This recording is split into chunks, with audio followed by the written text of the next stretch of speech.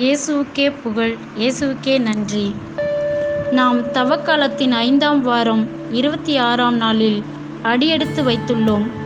நம்பினோர் கைவிடப்படவில்லை.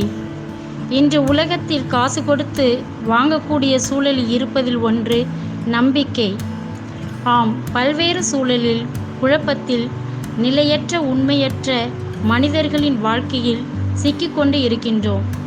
நாம் அன்பர் இயேசுவோடு இருந்த அவர் இன மக்களே அவரை ஏற்றுக்கொள்ளாத நிலையில் இயேசு பேசுகிறார். என்னை நம்பாவிடினும் என் நற்செயல்களையாவது நம்புங்கள். இயேசு வாழ்ந்த காலத்தில் இறைமக்கள் இயேசுவிடம் நற்செயல்களை எதிர்பார்த்து அவரை நம்புவதும் ஏற்றுக்கொள்வதும் என்று இருந்தது.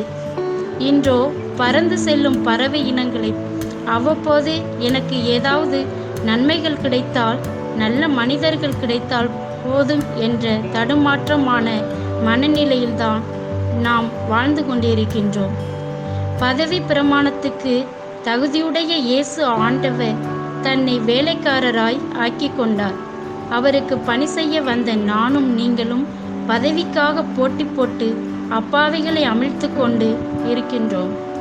சக்தியும் வல்லமையும் உடைய இயேசுவுக்கே கல்லறியல் என்றால், அவரை பின்பற்றி உண்மைக்காக வாழ வரும் சாதாரண மக்கள் நமக்கு என்ன நிலை என்பது நமக்கு தெரியும்.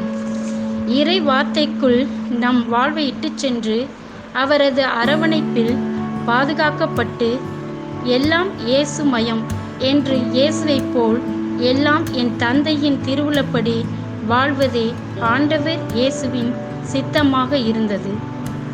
நாம் நம்மை இறை சித்தத்திற்கு கையளித்து வாழ்வோம் ஆகில் ஆண்டவரின் அருளும் அன்பும் என்றும் நம்மில் நிலைத்திருக்கும் என்ற சிந்தனையோடு இன்றைய நற்செயலின் இறை வாசகத்தோடு ஒப்பிட்டு நம்மை ஒப்பு கொடுத்து வாழ முயற்சி செய்வோம்.